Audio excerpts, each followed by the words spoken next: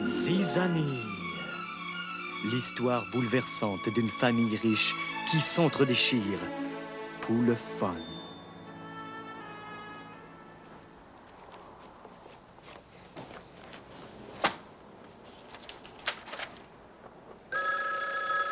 Entrez. Tu as demandé à me voir, Charles-Henri? Chérie, puis-je t'offrir un verre? Tu sais bien que je ne bois plus. Ah, pardonne-moi, j'avais oublié. Puis-je t'offrir de t'asseoir, alors? Non, merci, ça aussi, j'ai arrêté. Christine, ce que je vais te dire va te faire beaucoup de peine. Tant mieux. Christine, tu n'es pas la mère de notre enfant. Mais voyons, c'est impossible. Je me rappelle, nous avons fait l'amour, j'ai accouché. Ce n'était pas toi. Tu te souviens de mon voyage en Suède il y a 20 ans? Elle s'appelait Ingrid. Elle voulait de moi. Puis, Pierre-Paul est né. Papa, Pierre-Paul, nous parlions justement de toi. je suis venu vous présenter ma fiancée. Ingrid? Charles-Henri?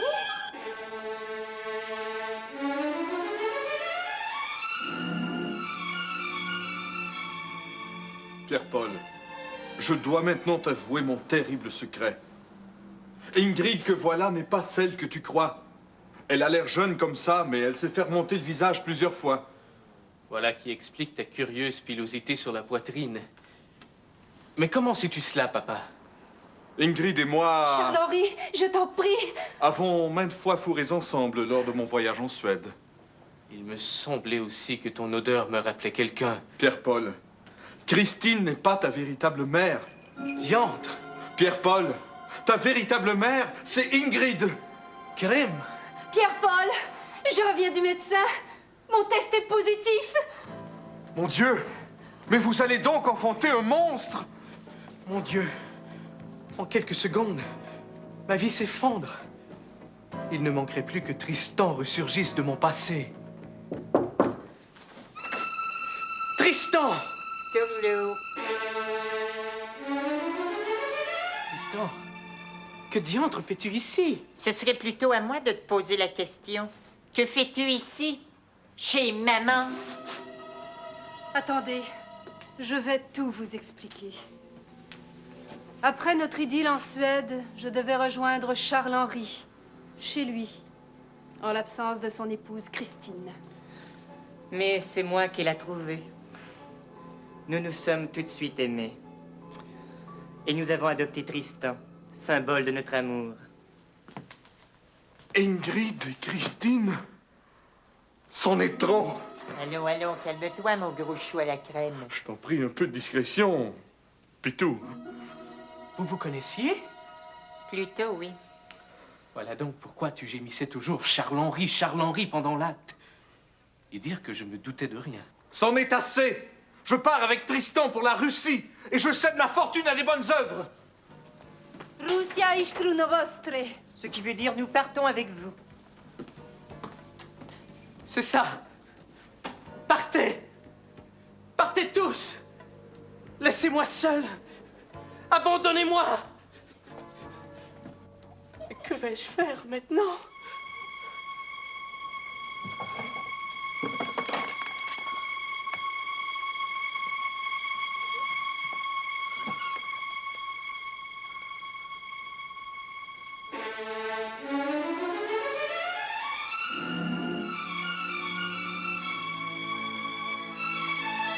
Mon Dieu, après toutes ces catastrophes, ne manquerait plus juste que leur avion s'écrase.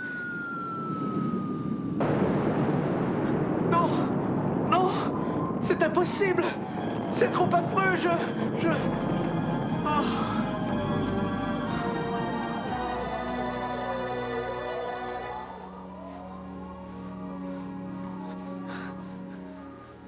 Où suis-je? Qui suis-je? Qui êtes-vous? Mais vous êtes une inconnue. Docteur Wichensberg, le patient vient de se réveiller. Oh, Pierre-Paul! Comment vous remettez-vous de la mort de votre famille et de tous vos amis? Quelle famille? Quels amis? Mais de quoi parlez-vous? Vous ne vous rappelez de rien? Se rappeler? Qu'est-ce que ça veut dire, se rappeler? Il est amnésique. Cela veut dire qu'il ignore qu'il a hérité de plusieurs millions de dollars. Si je parvenais à le séduire, peut-être que... Quelle belle femme. Je ne me rappelle pas de ce que l'on fait avec une femme, mais oh là là, qu'elle est belle. Je me demande bien ce que Thérèse m'a préparé pour souper. Du bœuf stroganoff ou des petites pétates brunes? Quel est votre nom? Solange, Quel est votre nom? je viens de vous le dire. Peu importe. Voulez-vous m'épouser? Oh, Pierre-Paul, je suis si heureuse. Je t'aime. Chose. Mon Dieu, je ne me rappelle plus de rien. Madame, que faisons-nous ici? Nous nous marions, chérie. Ah bon? Pierre-Paul Monémaker, acceptez-vous de prendre pour épouse l'intrigante Solange Cadorette? Il me semble. Intrigante Solange Cadorette, acceptez-vous de prendre pour époux Pierre-Paul Monémaker pour ensuite le déposséder de son usine pétrochimique? Oui, je le veux. Je gagerais un gros brin qu'il y a quelqu'un dans l'assistance qui s'oppose à ce mariage. Oui, moi. Mon Dieu, Simon, Ce mariage est illégal. Simon, pourquoi reviens-tu hanter ma vie? Parce que mon agent s'est finalement entendu avec les producteurs de l'émission. Mais qui êtes-vous donc? Je suis Simon. Simon Cadorette. Vous voulez dire que vous êtes le mari de Solange, disparu mystérieusement il y a 2 ans lors de votre périple dans la jungle amazonienne, et que vous vous êtes échappé de la terrible tribu des réducteurs de tête qui vous détenaient prisonnier après vous avoir fait subir d'atroces mutilations? Non, je suis son frère et j'habite Duvernay. En ce cas, puisque vous êtes frères et sœurs, nous pouvons maintenant célébrer la cérémonie. Non, mon père. Nous ne sommes pas frères et sœurs. Nous sommes Simon, je t'en prie. frères et frères. C'était donc cela, ce mystérieux clitoris de 8 pouces.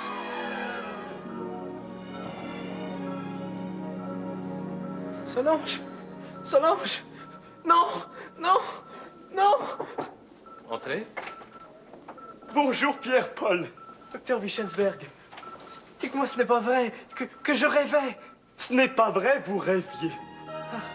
Ainsi donc, je rêvais. Un télégramme d'une certaine Solange. Mais vous venez de me dire que... Mais je fais ce que vous me dites, monsieur. Je me rappelle maintenant. Mon passé. Ce terrible accident. Mon infirmité aux testicules. Tout est clair maintenant. Pierre-Paul, Papa! Mais tu es mort! Il est redevenu amnésique. Pas tout à fait. Je souffre plutôt d'arthrésie, une forme très rare d'amnésie, qui a la particularité de pouvoir me terrasser à tout moment, comme présentement par exemple. Qu'allons-nous faire s'il ne peut pas se souvenir de ses répliques? laissez-moi faire. Pierre-Paul, ton salaire est bien de $100 par épisode. Pas du tout, c'est $1000! Et voilà, il est guéri. Papa! Mais tu es mort! Pas vraiment. Tu te souviens, Pierre-Paul, de l'avion dans lequel nous nous sommes écrasés? Oui, je l'ai vu de mes yeux vus. Eh bien, ce n'était pas notre avion. Mais alors, Tristan est vivant. Tristan. Pierre-Paul, réveille-toi. Tristan est mort dans un accident d'automobile.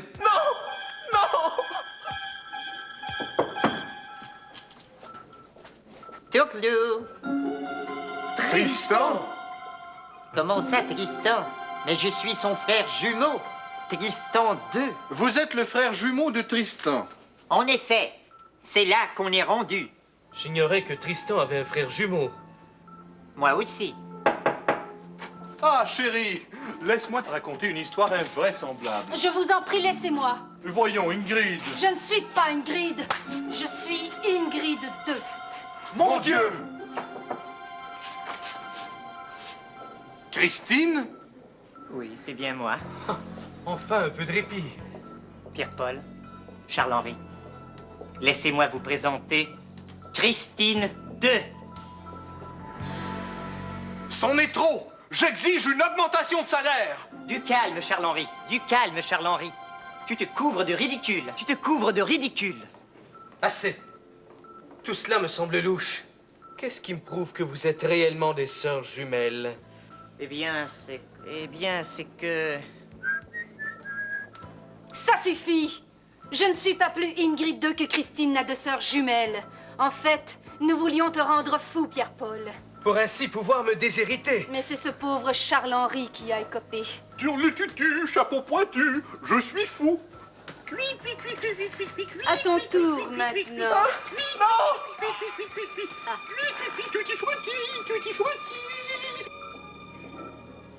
Pierre-Paul! Pierre-Paul! Réveille-toi, réveille-toi! Tout cela n'était que mauvais rêve. Papa, tu aurais dû voir cela. Tous les membres de la famille avaient un numéro et... Ah, Ingrid, Christine, Pierre-Paul vient de faire un terrible cauchemar. Mais qui êtes-vous?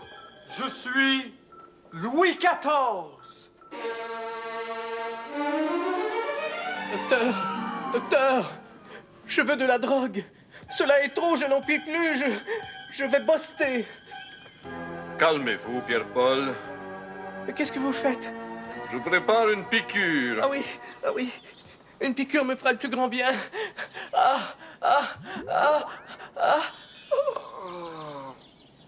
Continuez, Pierre-Paul. Oui, donc, à 13 ans, je fumais déjà la cigarette. Le passage à l'héroïne s'est fait de façon toute naturelle. Je vois. J'ai fait de l'espionnage pour les soviétiques. Je leur ai fait parvenir les plans de la machine à faire la glace au forum. Taburn. Je suis poursuivi par des espions étrangers, docteur. C'est pourquoi je suis venu me réfugier ici. Aidez-moi, on veut me tuer. Je suis venu pour vous tuer. Oh!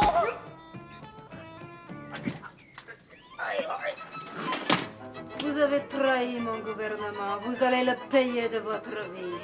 Non! Misérable Velmisso, je vais vous trucider d'une balle en plein dans le flanc. Non! Mais... Vous m'avez sauvé la vie? Qui êtes-vous? Je suis Richard Z. Sirois, l'espion canadien. Ta ta ta ta ta ta ta ta ta ta ta ta. Oh! Comme c'est lugubre. Oui, tout a été rénové. Quelle ambiance moite. On dirait le château d'un vampire. Mais qu'est-ce qui vous fait croire ça? Je ne sais pas. Vous êtes en manque. Vous avez des hallucinations. Oh! Que se passe-t-il? Vous avez des cernes autour du col.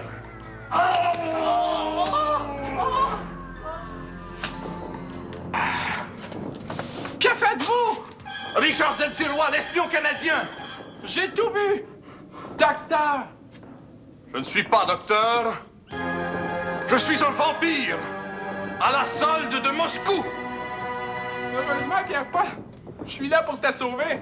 Vous ignorez les conséquences de la morsure d'un vampire, 000. Pierre-Paul est maintenant devenu, lui aussi, un communiste. Prolétariat vaincra. Faisons payer les riches. Non! Non!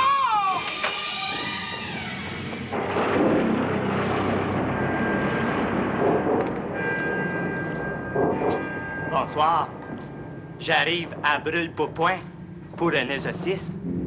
Démon, sors de ce corps. Démon, sors de ce corps.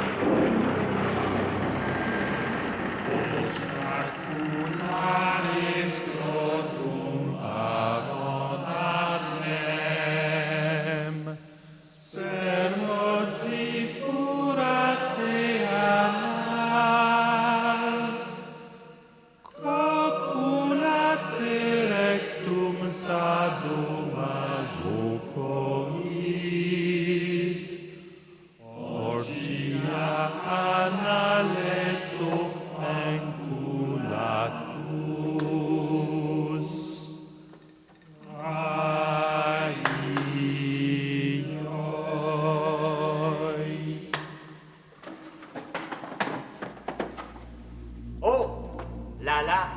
Pierre-Paul. Tu parais aller mieux. Merci, mon père. Suis-je encore communiste? Non. Nous t'avons exorcisé. Je me sens faible. Tiens, bois cette mixture secrète qui éliminera toute trace de démon en toi. Merci. Depuis combien de temps suis-je ici? Depuis une semaine. Une semaine? Mais qu'est-ce que j'ai fait pendant tout ce temps? Mais qu'est-ce que ça veut dire? Tout simplement que tu as été initié au rite secret de l'abeille. Mes bien chers moines, accueillons Pierre-Paul. Accueillons Pierre-Paul. Pierre-Paul, tu as vécu dans le vice et l'opulence, et nous t'en pardonnons. Pierre-Paul, ton esprit était souillé, et nous l'avons expurgé. Tu es maintenant l'un des nôtres. Mais je ne veux pas être moine! Trop tard, Pierre-Paul, tu en sais trop. Non! Nous ne voulons pas t'emprisonner. Notre supérieur veut simplement te garder avec nous. Pierre-Paul, prends donc ce petit chocolat fourré noisette. Ça va te détendre. Non! Arrière! La place de Pierre-Paul n'est pas dans ce monastère. Tristan! Oui, viens Pierre-Paul, nous partons. Pas question, Non. il reste ici. Arrière! Viens Pierre-Paul.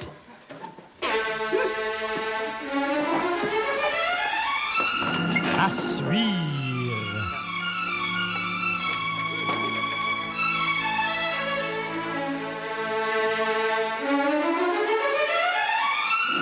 Zizanie.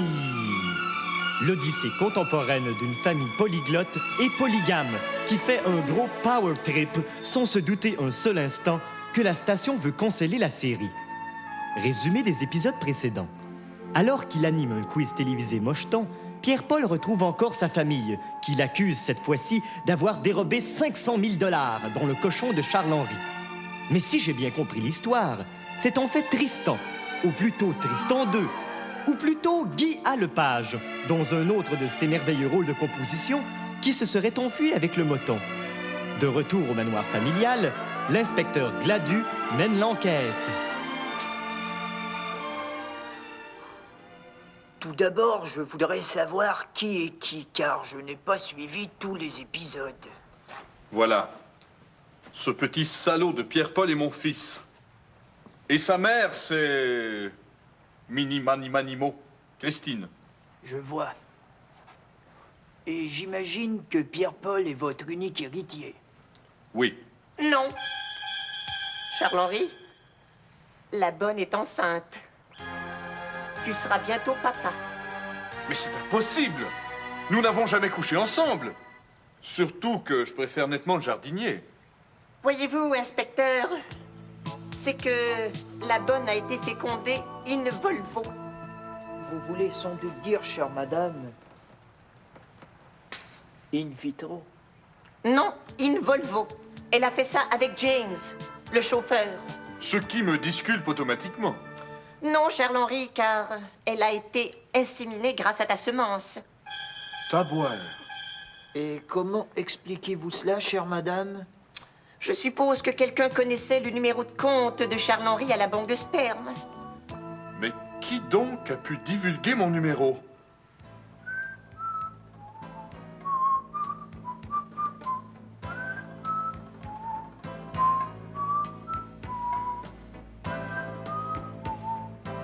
Petit salaud! Et moi qui croyais que tu étais mon fils! Je te hais! Moi qui croyais être ta mère! Moi qui croyais être une vraie blonde! Moi qui croyais que je n'aurais rien à faire dans cet épisode. Tu vois, petit, moi je n'ai absolument rien à te reprocher. Mais il y a longtemps que je n'ai pas frappé quelqu'un. Arrêtez de me varger dessus! Je ne sais rien, laissez-moi! Je ne parlerai qu'en présence de mon avocat. Le voici. Merci. Bon, voilà. J'ai rencontré Tristan alors qu'il était go-go boy à Amqui. Je suis très vite devenu son esclave du plaisir. J'ai commis des crimes pour lui. Puis, tout récemment, j'ai appris qu'il était au service de quelqu'un de bien plus important. Quelqu'un que je connais très bien et qui nous manipule tous comme des marionnettes. Cette personne, c'est...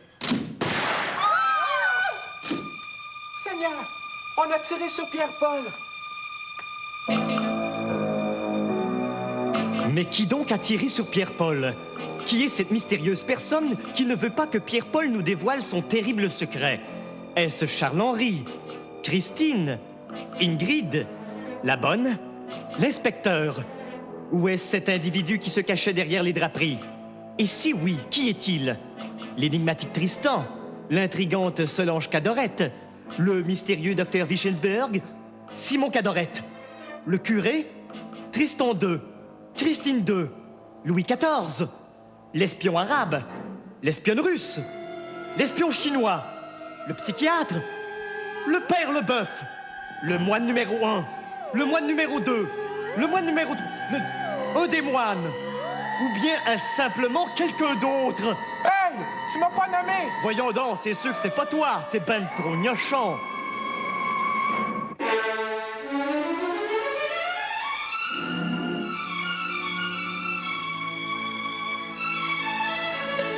C'est alors que les lumières se sont allumées et que tous durent se rendre à la terrible évidence Mon Dieu, on a tué Pierre-Paul.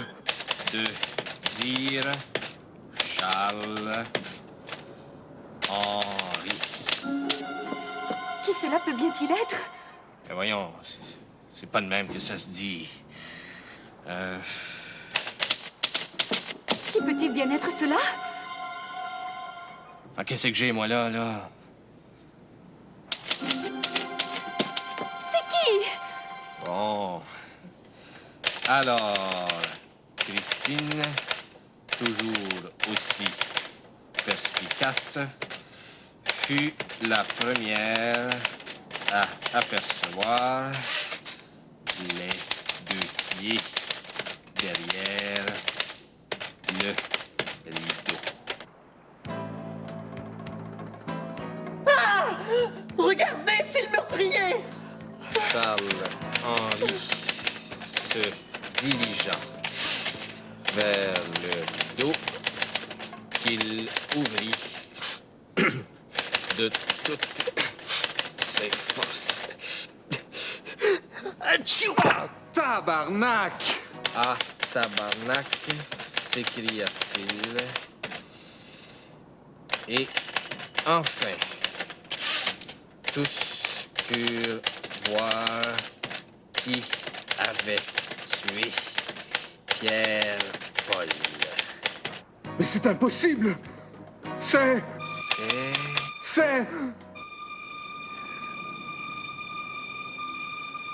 Ah oui.